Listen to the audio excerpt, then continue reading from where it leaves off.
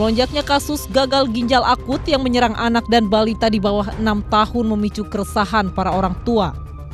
Terlebih, kasus kematian akibat gagal ginjal akut terus mengintai dalam waktu yang sangat singkat. Kasus ini sendiri mulai melonjak pada Agustus hingga September 2022. Kemenkes pun segera melakukan kajian guna mendeteksi penyebab gagal ginjal akut pada anak. Awalnya penyakit ini diduga berkaitan dengan infeksi dan dampak dari post-COVID-19. Namun saat dilakukan pendeteksian infeksi virus maupun bakteri ternyata tidak ditemukan. Tiba-tiba ada kasus gagal ginjal banyak, terus kemudian hemodialisis. Anaknya harus dicuci darah. Kita kan selalu berpikir mungkin ini karena infeksi. Kita lihat ada leptospirosis, ada berbagai macam bakteri, ada berbagai macam parasit, kita identifikasi dengan sequencing. Ternyata semua itu tidak bisa diambil kesimpulan penyebabnya adalah bakteri atau parasit atau virus. Kemudian kita lakukan evaluasi lagi, apakah ini berhubungan dengan long COVID yang pada anak-anak, sebagian anak tidak mengandung imunoglobulin dan imunoglobulin terhadap COVID. Artinya mereka memang belum terjangkit COVID, jadi COVID bisa disingkirkan. Melalui serangkaian penelitian didapati adanya senyawa toksin yang diduga menjadi penyebab utama. Hingga pada pertengahan Oktober 2022, Kemenkes mengumumkan dan menarik sejumlah obat sirup anak yang mengandung senyawa berbahaya yang menjadi penyebab gagal ginjal akut pada anak dan balita. Sayangnya pemerintah dinilai terlambat mendeteksi, sebab obat-obatan tersebut rata-rata merupakan obat yang dijual bebas di pasaran sejak dulu.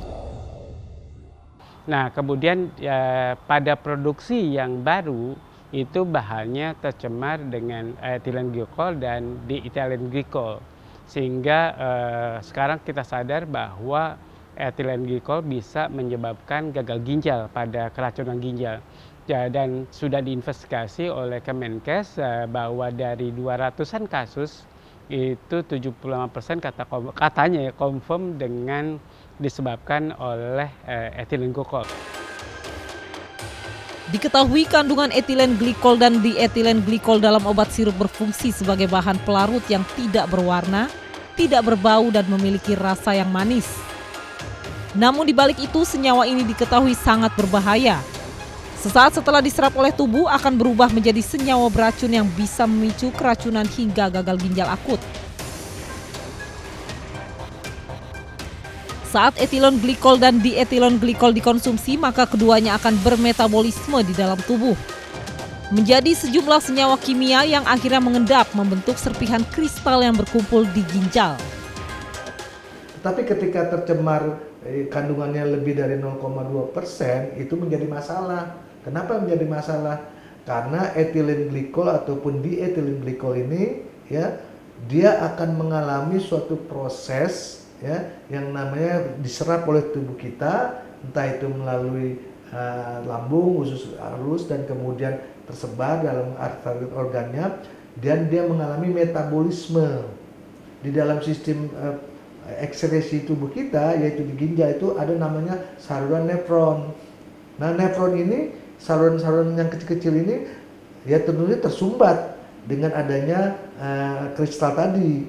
Nah, sumbat tadi ini mengganggu sistem kerja fungsi ginjal kita kan, terutama pada anak-anak misalnya susah kencing gitu ya, dan juga tadi bahwa fungsi ginjal ini kan mengatur juga sistem darah kita pada dari ginjal ke organ lain kan gitu ya, sekresinya.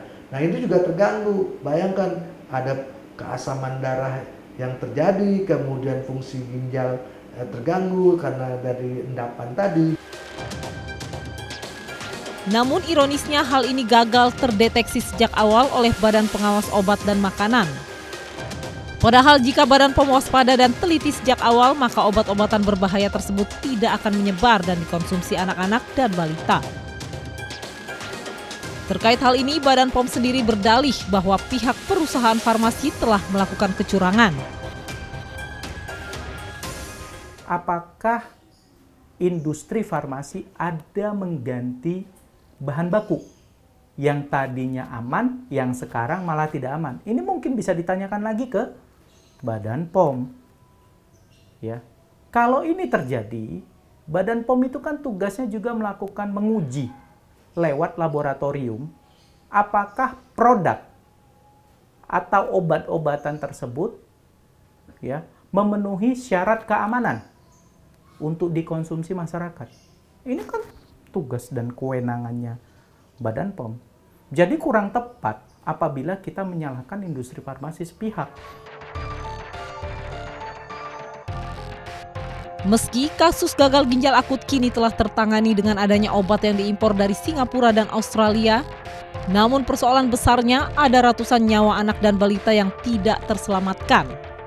Jika saja lembaga berwenang menjalankan fungsinya dengan maksimal, seharusnya tidak perlu ada orang tua yang harus kehilangan anaknya. Pemirsa, BPOM yang berperan untuk melakukan pengawasan terhadap obat dan makanan dinilai gagal untuk menjalankan fungsinya. Lantaran sejumlah obat sirup yang beredar luas dinilai mengandung zat berbahaya yang memicu gagal ginjal akut pada anak-anak. Kami mencoba mengkonfirmasi hal tersebut, namun sampai saat ini kami belum mendapatkan persetujuan untuk melakukan wawancara. Seandainya fungsi pengawasan dilakukan dengan baik, maka anak yang meninggal akibat gagal ginjal akut dapat diminimalisir. Demikian Delik edisi minggu ini, saya Nomi Tobing dan Suryali Santoso, sampai jumpa.